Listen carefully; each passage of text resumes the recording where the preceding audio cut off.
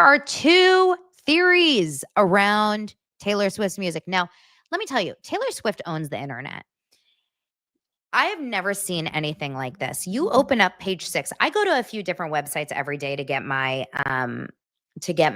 news for the show.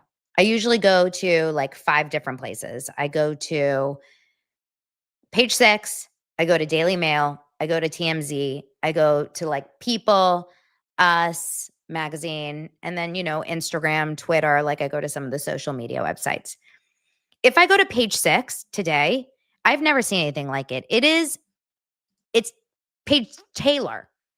It's like she paid page 6 to only cover Taylor Swift.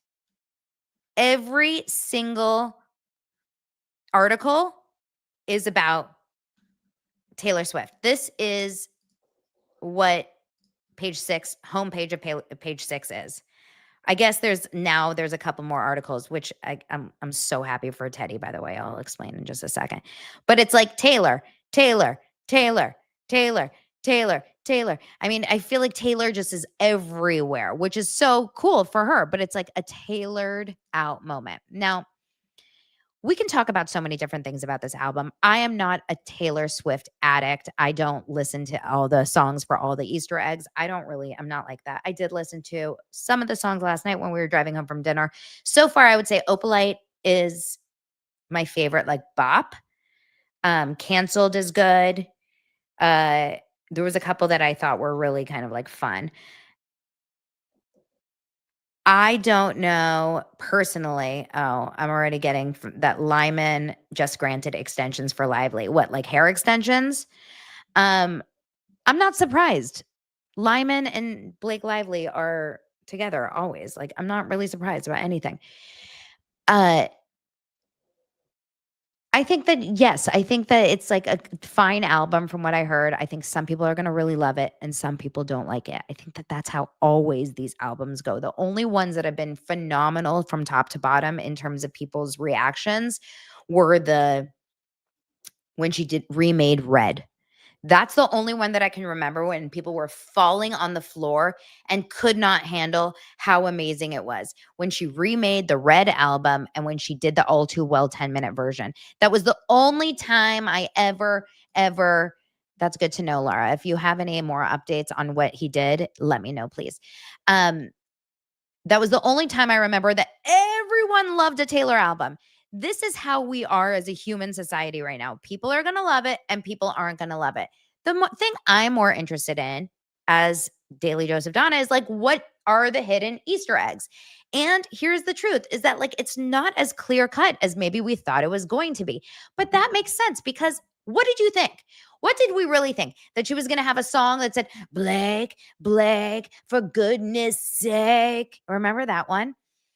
Blake Lively was not going to have a song that was going to say, you lied about SH on a movie set, and Justin Baldoni is my new friend, and I believe Justin Baldoni. Like, it's never going to happen. Obviously, it's going to be such a subtle moment if she talks about it at all. And she maybe wouldn't even talk about it because, let's be real, she is the godmother of 3 kids, I would say, at least, right? 3 kids.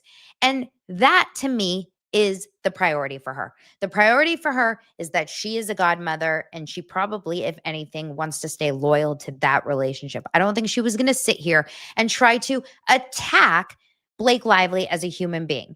But if she did in any way want to throw some shade, it's probably so subtle and so random that we would maybe even not know, or maybe project some word onto her.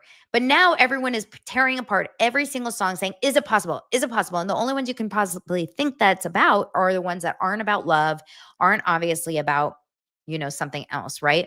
So the one song that people are thinking it could possibly be about is Canceled. Because it's like supporting someone that has been canceled. Okay. I think personally, it's not about anyone in reality. So Us Weekly has a whole article that it's about Britney Mahomes. Page 6 or New York Post, I can't remember, has a whole article that it's about Blake Lively.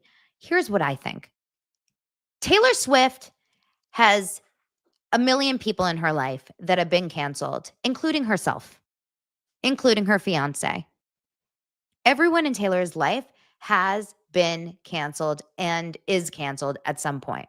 Will be, has been, is currently, including Selena, including Gigi Hadid, including every single one of her famous friends. There is absolutely no way in a million years that she is able to write that song just about one person. I think it's a general idea that the canceled song is about, it's obviously about it could be about a guy too. It says Gucci, but that's could be a guy too. But I think it's definitely a general song. What it is, okay, here are the lyrics. It says, "You thought that it would be okay at first. The situation could be saved, of course, but they'd already picked out your grave and hearse. Beware the wrath of masked crusaders. Did you," it's about a girl, obviously. "Did you girl boss too close to the sun? Did they catch you having far too much fun? Come with me. When they see us, they'll run. Something wicked this way comes. Good thing I like my friends canceled. I like them cloaked in Gucci and in scandal, like my whiskey sour and poison thorny flowers. Welcome to my underworld where it gets quite dark. At least you know exactly who your friends are. They're the ones with matching scars. It's easy to love you when you're popular. The optics click, everyone prospers. But one single drop, you're off the roster, tone deaf and hot. Let's fucking off her. Did you make a joke only a man could? Were you just too smug for your own good? Or bring a tiny violin to a knife fight? Baby, that all ends tonight." And then it goes back into the chorus. "They stood by me before my exoneration. They believed I was innocent, so I'm not here for judgment. But if you can't be good, then just be better at it. Everyone's got bodies in the attic, or took somebody's man. Will take you by the hand, and soon you'll learn the art of never getting caught." And then she goes back in. "It's a good thing I like my friends canceled. You know who we are. We're the one with matching scars." She's basically saying, welcome to the fucking club. We've all been canceled. You're going to be canceled. You're going to be canceled. She's going to be canceled. And I've been canceled. We don't give a shit. We're sticking by you through the end. We're your friend no matter what happens because we know who you are and we love you. This is why I don't think it's about Blake, because actions speak louder than words.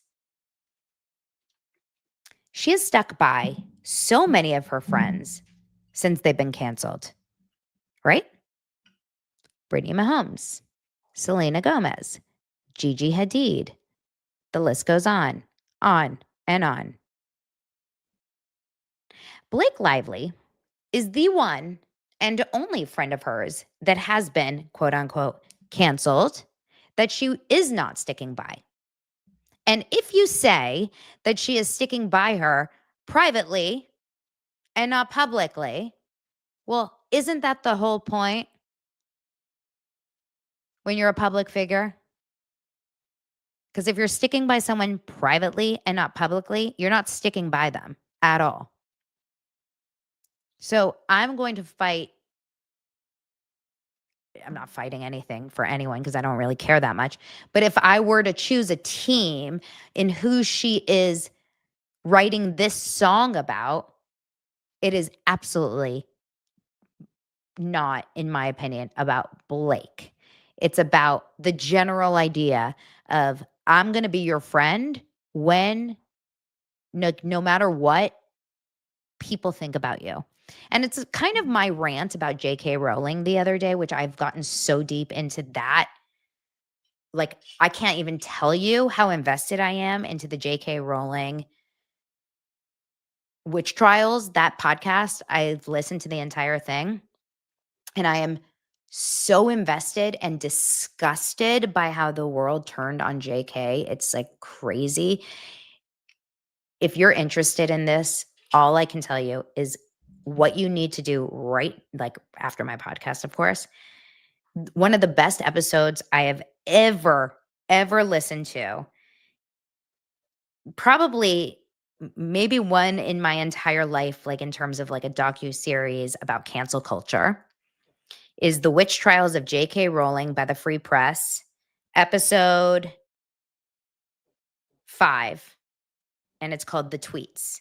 And it's a 1-hour episode talking about J.K. Rowling's tweets, what she actually tweeted about, women's rights, trans situation during the height of cancel culture 2020, and how people reacted. Her actual tweets, and then the spiral of how people reacted, including people like Emma Watson and her world, right? Like the Harry Potter world, and all of the fans and all of the people, the celebrities and all of the, virtue signalers of the world. And that right there will share with you guys why I'm so heated up about sticking by your people when they are canceled for just having an opinion that the world doesn't deem appropriate. It kills me. It drives me nuts. But this is what I think Taylor is saying.